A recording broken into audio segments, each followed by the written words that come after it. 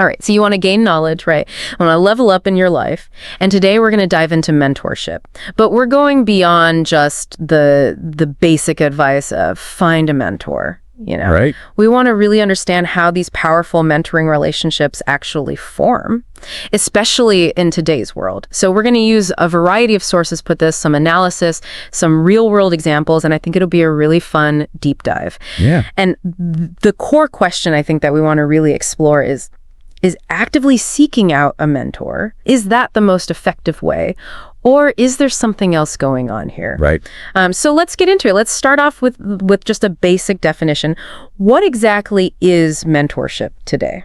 Well, at its core, I think mentorship is really about experienced professionals helping others develop and grow towards their goals. And it's definitely shifted from this one-directional kind of guidance, like the sage on the stage, to a much more collaborative and reciprocal process. Yeah, it's way more than just giving advice. Exactly. It's not just do this or do that. No, it's much more than that. And our sources point to a lot of different elements of mentorship beyond just the advice. Yeah, you see things like psychosocial support, right? Being a role model, having someone that you can look up to.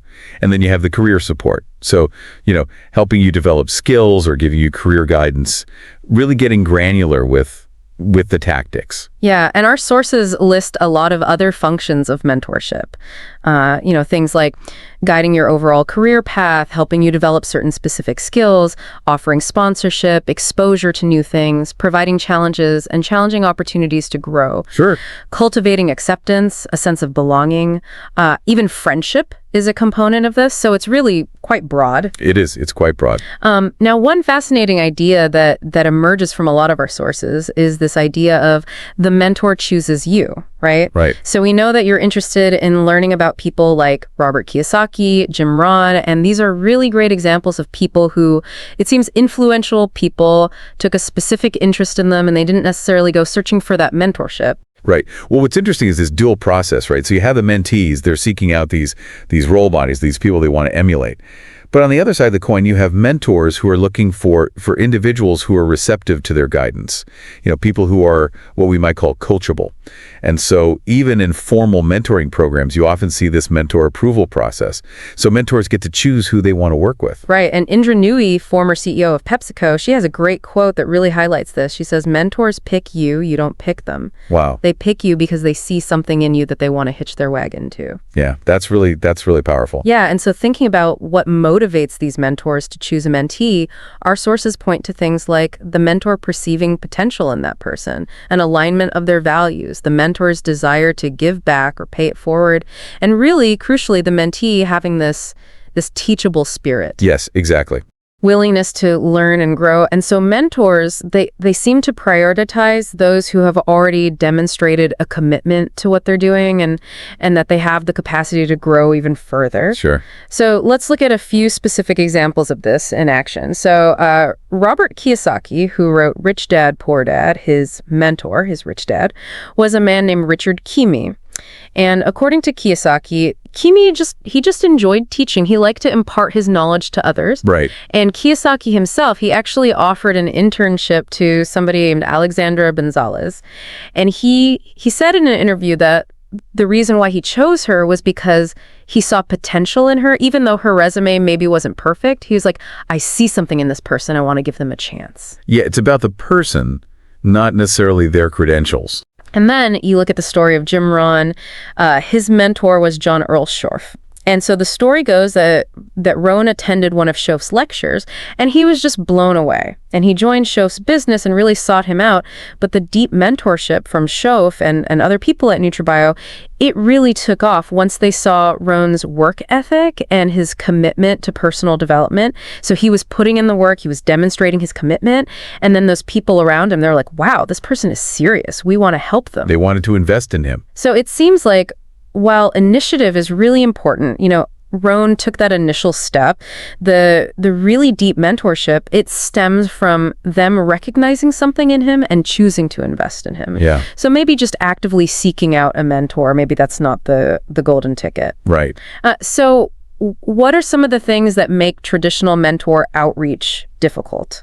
Well, there's a lot of challenges, right? Just within the mentoring relationship itself. I mean, think about scheduling conflict. Everybody's busy. Time commitments, mismatched expectations. Maybe the mentor and mentee are not on the same page. Right. A lack of structure, and sometimes just unrealistic expectations from either side. So there's a lot of things that can go wrong once you're in the relationship.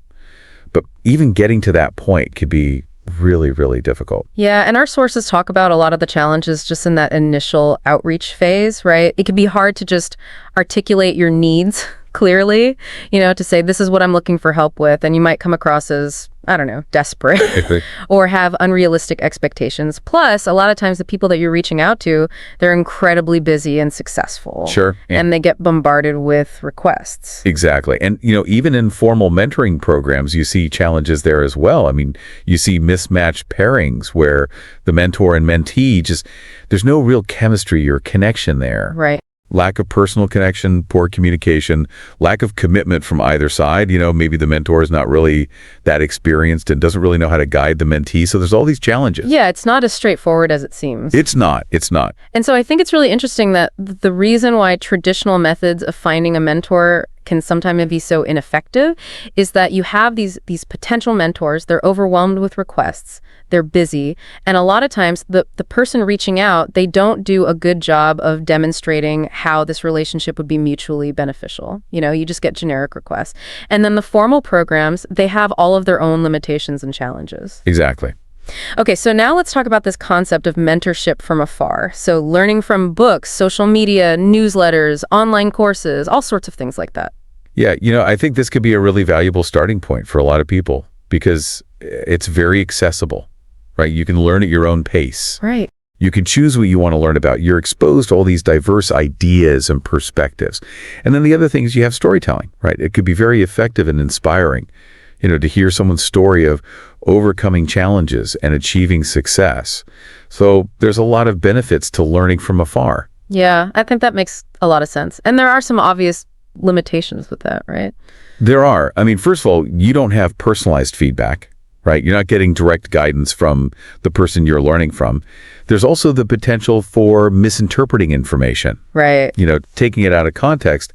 And the advice that you're receiving, it may not be universally applicable to your situation. Right. And then the other thing is it's a one-way interaction, right? It's not a dialogue. You're not having that back and forth.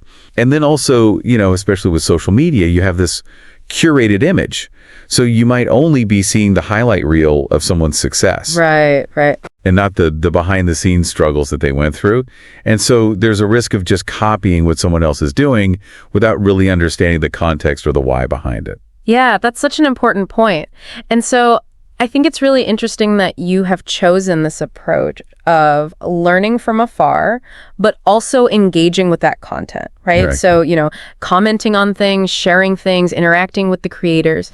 And so how does that relate to this idea of mentors choosing you? Well, I think it's a way of demonstrating your interest and commitment to something. And it can make you someone that a potential mentor might notice. Right. Because you're putting yourself out there, you're sharing your thoughts, you're engaging in the conversation. And it's a low-pressure way to continuously learn and potentially increase your visibility over time. Yeah, it makes a lot of sense.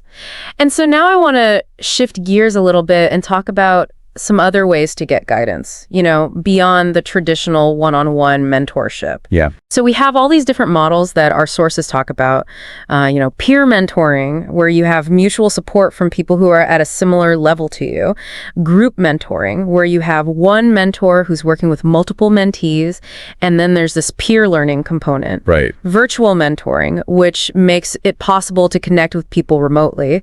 Flash mentoring, which is more short-term, focused on specific skills. Yeah. Mentoring networks, where you have multiple mentors that you can tap into for different areas of expertise. And even reverse mentoring, where someone who is more junior actually mentors someone who is more senior. Sure. Yeah. So it's really interesting to see that there are all these different models out there, and they offer more flexible and accessible ways to get guidance. Yeah, definitely. So I want to analyze your strategy a little bit. This idea of learning from afar and engaging with the content. What do you see as the main benefits and then the potential downsides of that approach? Well, I think the benefits, as we've discussed, are that it's low pressure. It allows for continuous learning and it demonstrates interest. Right. But the potential downsides are that there's no guarantee of being noticed directly by a potential mentor. You're lacking that personalized guidance, and there's still that risk of misinterpreting information. Right. And it is a time investment without a guaranteed outcome of a direct mentoring relationship. Yeah, that makes a lot of sense. So to bring this all together, we've covered a lot of ground today. What's the key insight for you? What's the one thing that you really want our listeners to take away from this deep dive? I think the crucial takeaway is that while actively seeking out mentorship has its place, impactful mentor often begins with the mentor identifying and choosing a mentee based on their demonstrated potential and initiative. So it's not just about finding a mentor, it's about becoming someone a mentor would choose. Exactly. That's really powerful. And learning from afar can be a really powerful way to gain knowledge and to position yourself as someone who is worthy of mentorship. Yeah, absolutely. And exploring these different mentorship models that we've talked about can also provide valuable guidance. Definitely. So here's something I want you to consider. How might shifting your focus from solely finding a mentor to becoming someone a mentor would choose change how you approach your own professional growth? Something to think about. All right, that's it for our deep dive today. Thanks for listening. Thanks. We'll see you next time.